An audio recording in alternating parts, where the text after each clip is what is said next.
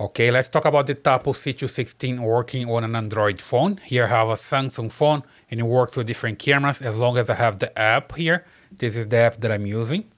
You see this is the TinyCam Monitor Pro. You just need to go to the Play Store and download this app.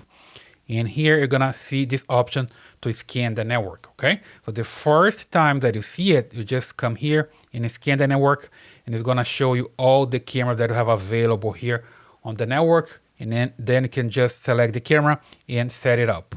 But before that, let me just show here that you need to come to the camera first and enable something there, right? So here I have this Tapo camera. Then I can use the Tapo app to have access to the camera. So it's pretty easy. The first time that I set up a camera like this, you just go to the Tapo C216 here, for example, or any camera that you have there.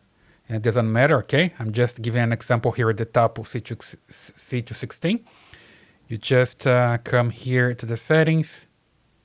And from here, you go to advanced settings. There we go. In camera account. Just create an account. And you have here a username and a password that are going to use with the software, with the app, okay? Of course, you can use this app. It's the Tapo app to have the cameras available here.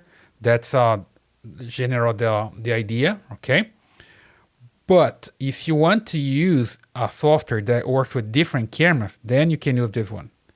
So I'm talking here about the TinyCam app that you can have different cameras. Here, for example, as long as I enable the account there, let me just come back here again, scan the network. Let's say it's the first time that you just installed the app. You scan the network, you find the camera, and you just select the camera and add to your system, okay? Here you see, for example, that I have a different camera that's not Tapo. So it works with Wyze cameras and any other camera. Then most of the cameras, okay? So you just add this one, for example. Just tap here, you see, added one camera.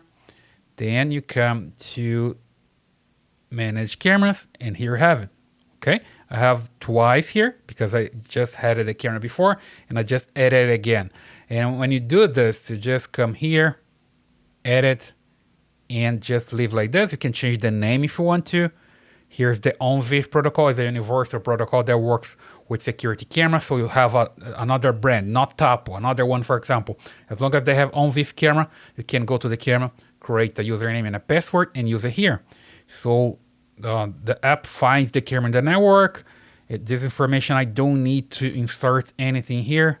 I just come directly to the username and password. And here, I type the username and password that I have there. Here, for example, Tapo C216.